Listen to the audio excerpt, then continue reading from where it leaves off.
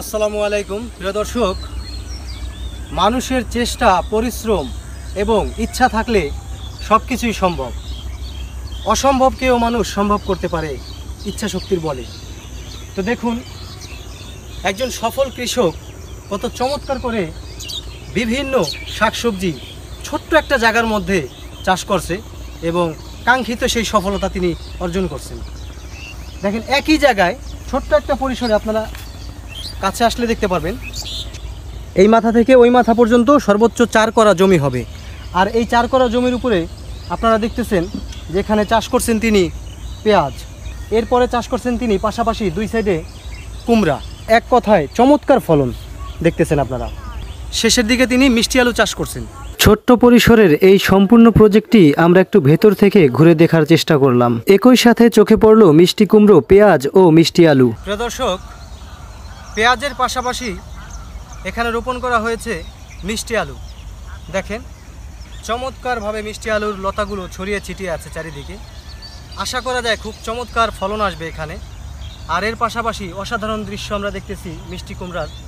দেখেন, উন্নত জাতের মিষ্টি কুমড়োর দারুণ ফলন। কৃষকের স্বপ্নের সফলতা এই মুহূর্তে বাস্তবায়ন দেখতেছি আমরা। সফলতার একটা প্রতিচ্ছবি, চমৎকার ফলন দেখতেছি আমরা। দেখেন, মিষ্টি কুমড়ার কালারটাও কত দারুণ।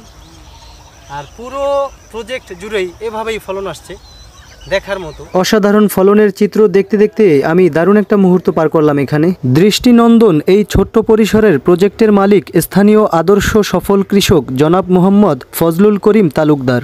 আসলে মানুষ যদি চেষ্টা এবং পরিশ্রম, তার মধ্যে ইচ্ছা শক্তি থাকে, ভালো কিছু করার মতো মেধা শক্তি থাকে, সেই মেধাটাকে যদি তিনি কাজে লাগাতে পারেন তাহলে যে কোনো কিছুর মাধ্যমেই সফলতা আসবে। এখানেও সেই আমাদের সফল কৃষক এভাবেই তার সফলতার বীজ বপন করেছেন।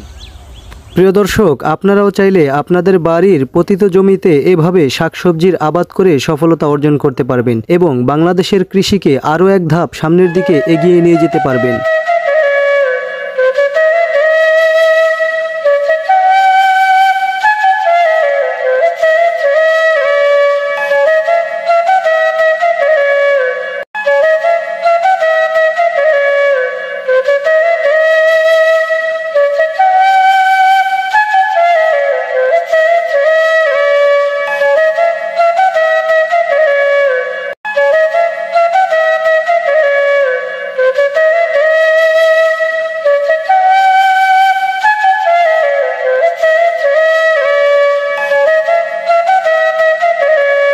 প্রিয় বন্ধুরা, আজকের মতো বিদায় নিব। ভালো থাকবেন, সুস্থ থাকবেন সবাই। আল্লাহ হাফেজ।